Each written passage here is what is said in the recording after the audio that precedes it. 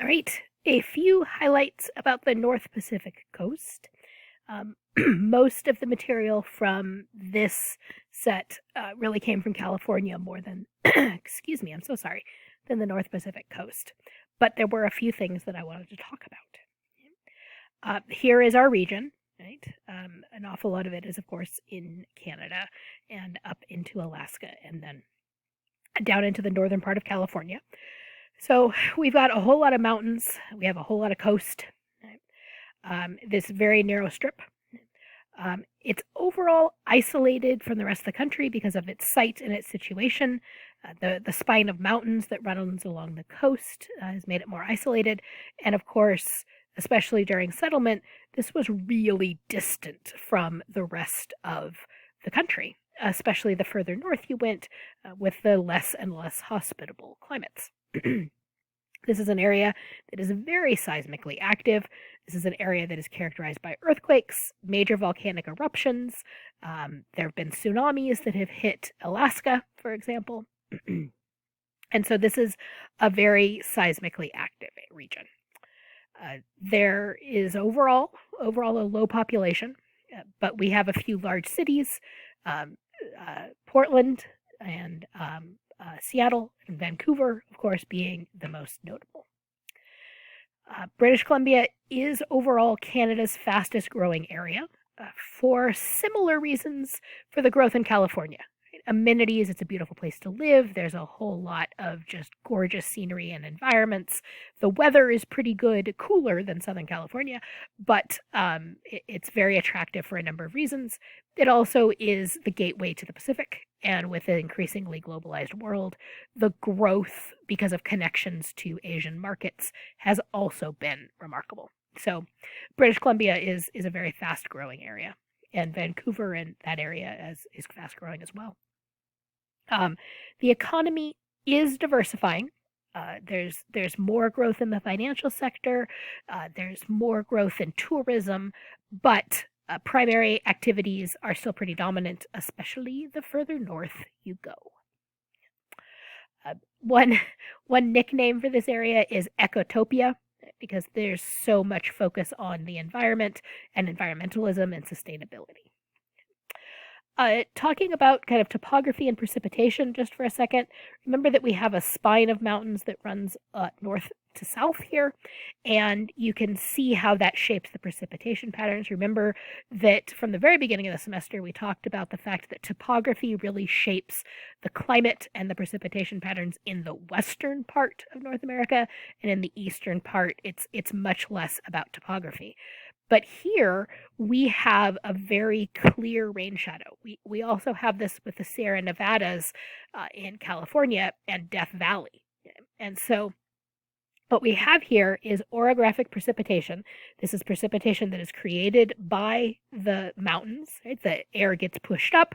The water, the precipitation falls on the windy side, on the windward side of the mountains. So you have areas like Seattle and the coast of Washington and Oregon, and also up into Canada, where you have a whole bunch of rain here. Right? But on the other side of the mountains, that is the rain shadow. And in fact, Eastern Washington and Eastern Oregon are quite dry, especially compared to the coast. And that is because by the time the weather systems get over the mountains, this is the Cascades here, by the time it gets over here, they've been wrung out a lot like a dish rag, and it's much drier. And then the air moves down, it warms up, and you get an arid area. So here in eastern Washington and Oregon, we have a rain shadow. It's dry. In many areas, it's quite desert-like. And then we have orographic precipitation, which is what gives Seattle and Portland its very characteristic rain and drizzle. This, of course, is an area, as I've said, right, volcanically and seismically active. It is part of the Pacific Ring of Fire, and we have a whole lot of really active volcanoes in this area as well. One of the most famous, of course, erupted in 1981, and it is Mount St. Helens. This is the most recent eruption. It has erupted many times, but look at the amount of material that was lost. It went from 9,600 was the feet was the old summit, and then the peak. I don't know if you could call it a peak. The higher elevations are now about 7,500. So about 2,000 feet were lost. Right? So this was a significant eruption. The ash covered a significant portion of the Northeast. My family was actually on vacation when it happened, and we had our windows open a little bit.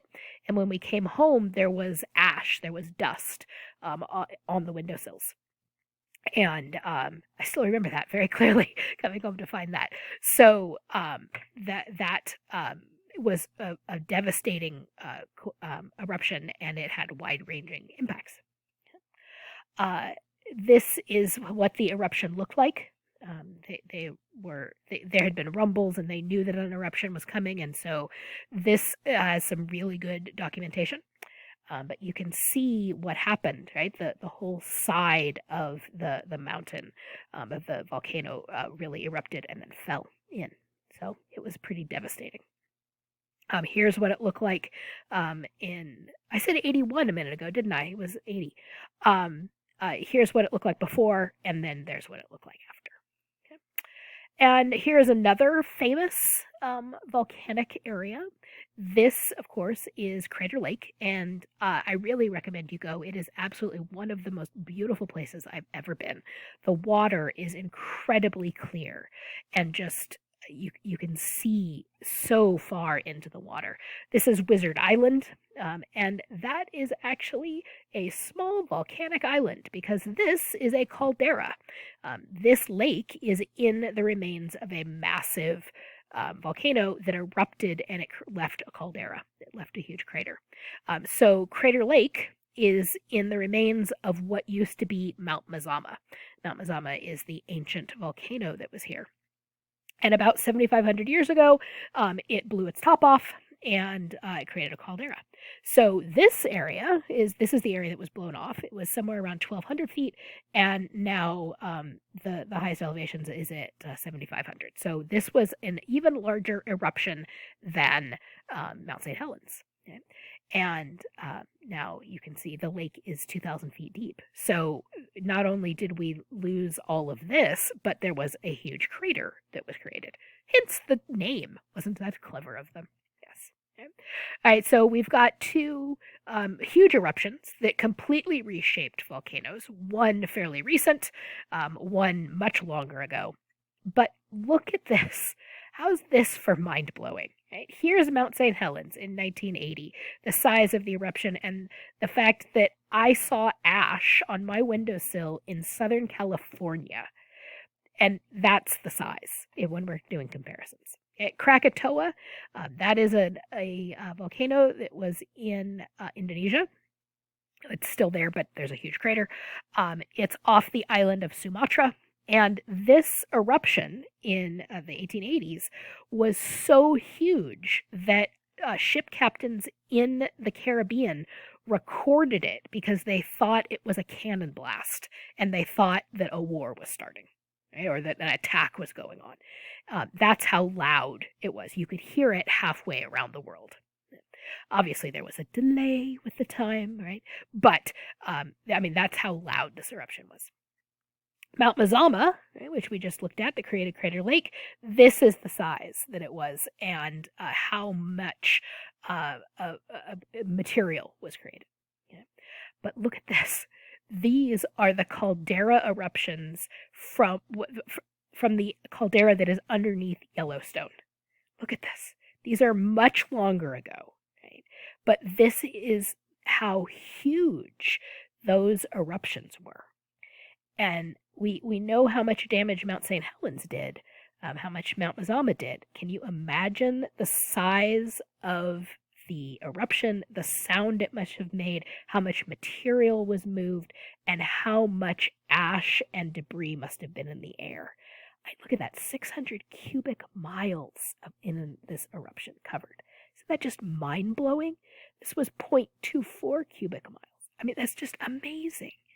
So these are the estimates of how far the eruptions affected, right? And how much the ash and the effect could be really seen and measured when they're looking at excuse me, I'm sorry, ash patterns and geology. Here's the ash cloud from 1980, and then these are the much larger eruptions from the Yellowstone caldera eruptions. This one, the largest, is the ash pattern and the ash fall from the biggest from the first eruption. So you can see why people are concerned about the caldera that is underneath Yellowstone. And that is outside of our region that we're talking about at the moment. But I just wanted to point that out since we're talking about volcanic and seismic activity here. Okay, I'm going to pause here. We'll come back and talk about Vancouver for just a minute.